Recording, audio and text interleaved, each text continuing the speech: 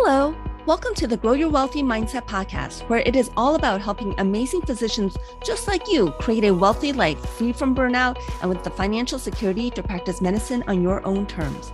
I'm your host, Dr. Elisa Chiang. Hello, and welcome back to the Grow Your Wealthy Mindset podcast. This podcast has had 209 unique episodes over the last 4 years. I'm really proud that I've been able to put out a new episode every week without any replays. There is a wealth of information regarding personal finance, investing, as well as episodes dedicated to creating a happier life. It's also a lot of work to create this podcast. Each episode takes, I would say, at least 2 hours. And there are some episodes where I spend a ton of time doing research to really make sure that all the information I present is accurate.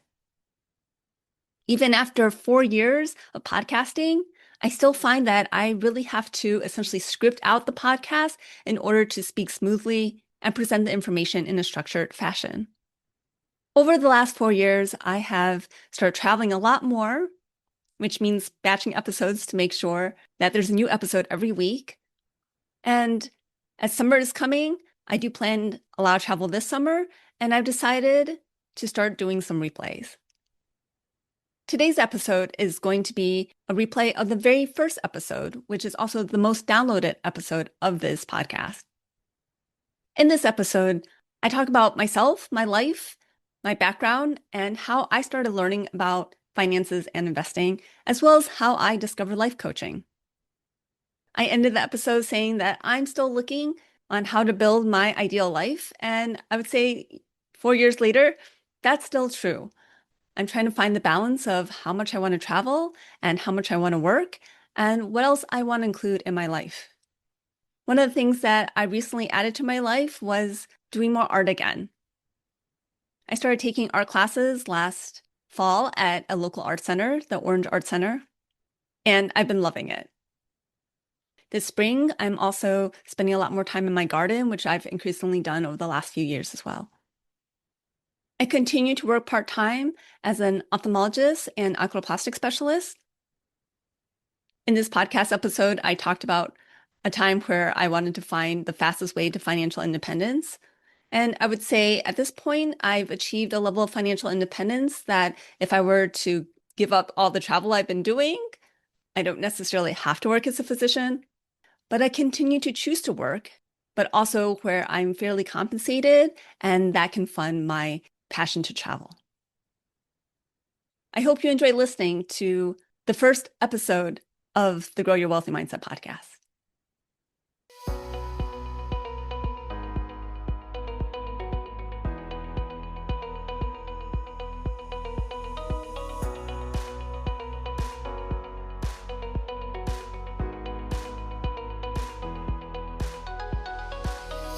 Hi, I'm Elisa Chiang, and welcome to the very first podcast episode of the Grow Your Wealthy Mindset podcast.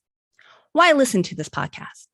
Well, we didn't receive a financial education in high school, college, medical school, residency, or fellowship. We've been left to our own devices to figure out all the money stuff. And as physicians, our financial position is a little different from other professions because we've had such a long training. We go from taking really large loans in school to having a modest salary, but working really long hours during our medical training. And then suddenly we're making a large income, but by then we're quite a bit older than our peers who didn't go through medicine. People in other professions tend to grow their income gradually, and they start making money much earlier than we do. And they don't tend to have quite as much debt. What's more is that we often get the message that we'll make enough money when we're finally finished with our training that we don't really have to worry about money. The truth is, we still need to know how to manage money. We hear about people who win millions in the lottery that go bankrupt. Often these people were people that were fine managing their money when they had modest incomes, but they just didn't know what to do when they suddenly had a huge change in their financial circumstance. In a way, we're the same. Many of us don't know what to do when we actually have a huge change in our salaries and we first become attendings, and we end up spending maybe a little bit more than we should. So Albert Einstein has been attributed to saying that one of the miracles we have in this world is compound interest. And compound interest really works both ways. It works for debt and for investing. So by not starting to invest for retirement when we're young, like in our early 20s, we end up having to play some catch up. For many of us, it's our late 20s or into our 30s. And for some people, even in their 40s, when they're finally able to actually have enough money to really put substantial amounts down for investing. What's more is that we often have a lot of delayed gratification. So by the time we actually become an attending physician, we're ready to spend the money that we earn. And we're not necessarily thinking about saving and investing for the future. There's a sense of, I've worked so hard and I finally deserve to have nice things. Many physicians, when they first get their first job, go ahead and buy their doctor house. But studies show that over 50% of people leave their first job within the first 3 years. And typically, you don't actually want to buy a house until you know that you're going to be there for the long haul. This is just one of the many financial decisions we make that often hurts us as physicians. Why am I qualified to talk to you about this, and what's my story? Well, I will say that I'm very fortunate that I had parents who taught me at least some good money habits from a young age. I was frugal in college. I never got any credit card debt.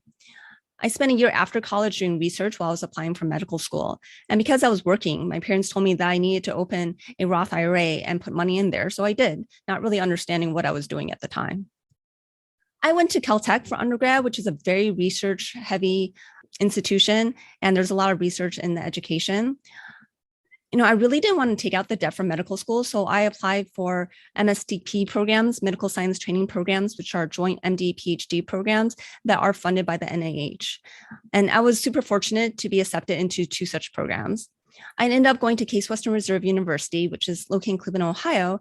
And that's actually my hometown. I grew up in Beechwood, which is one of the eastern suburbs of Cleveland. Because the program takes on average 8 years to complete, a lot of MSTP students actually buy their own homes. Cleveland has a relatively low cost of living. And at that time, it was really easy to get a mortgage. I first moved back into my childhood home, but my father had actually taken a job in California. So my mother was actually in the process of getting the house ready to sell. I got married really young. Originally, my husband and I started looking for some smaller houses in the area that we could actually afford. But then I ended up talking to my parents about buying our family home from them. And we basically worked it out so that we got the largest mortgage we could qualify for. And then they helped us with the down payment so we'd actually buy the house. And this is the process that started my financial education, because I really started reading about mortgages, about what ARMs were, what the LIBOR was, like all these different financial terms. And that got me into reading about personal finance and reading about investing and just really delving more into that whole world. That's also when I realized that the money I had put into that Roth IRA account actually needed to be invested. So I started following the Motley Fool. I started learning about both individual stock investing as well as index fund investing. I read a ton of books like Think and Grow Rich and The Millionaire Next Door. I started making a plan for how much I'd have to save and invest in order to have financial freedom. By the time I read Rich Dad Poor Dad, I was in the graduate school years. And in retrospect, when I was in graduate school, that was the first time I really started to feel some burnout. And that was really from my PI, the principal investigator. He had a tendency to micromanage, and that was something that I really resisted. I remember thinking that I didn't really want to have to spend my life working for someone else. And I needed to find a way for my money to work for me so that I didn't have to work all the time. So Robert Kiyosaki was a real proponent of real estate. And what actually ended up happening was that I finished my PhD off cycle.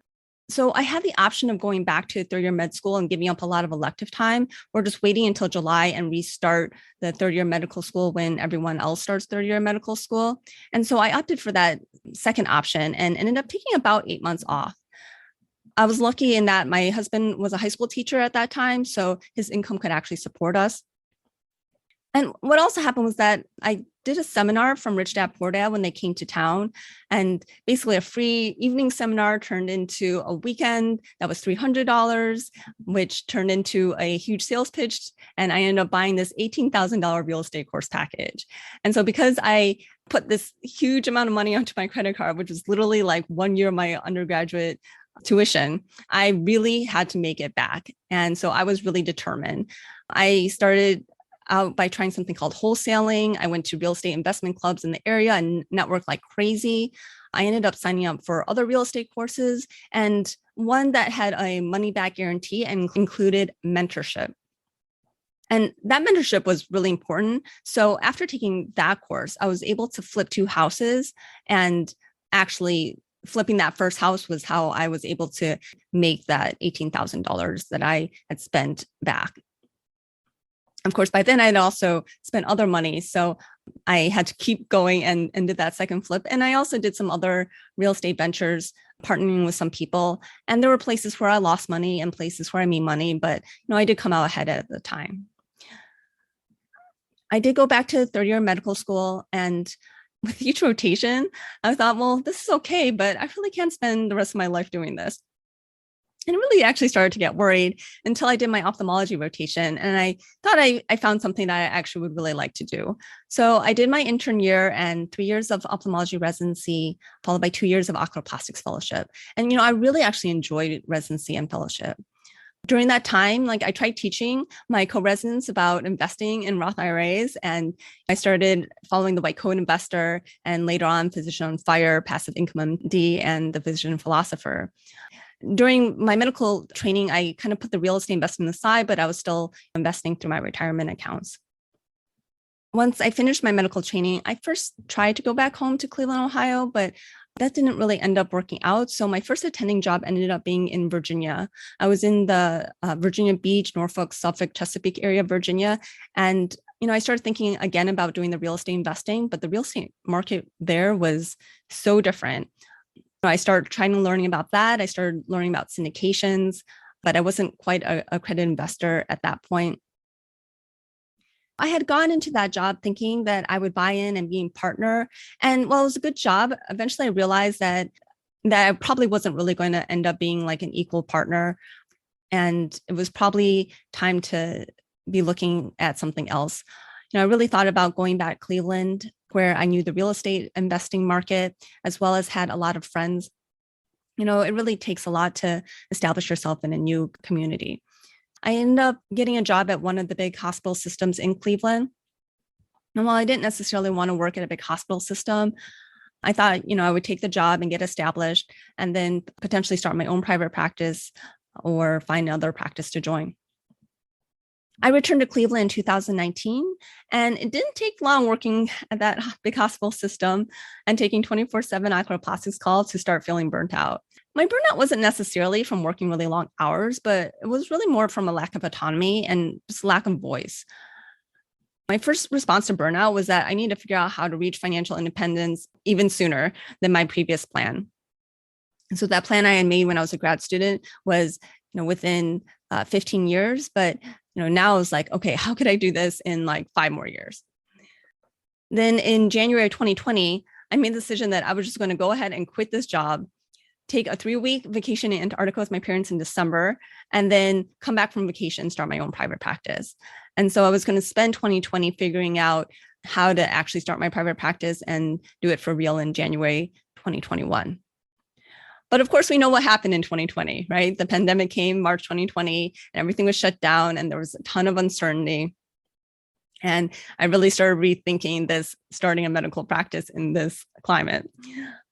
I also attended the first Leverage and Growth Summit that was hosted by Peter Kim. And that's when I first heard about life coaching. I started listening to the Life Coach School podcast and ended up just binging all the episodes. I joined Self-Coaching Scholars that summer. And when certification came up in September 2020, I decided to just go ahead and do it.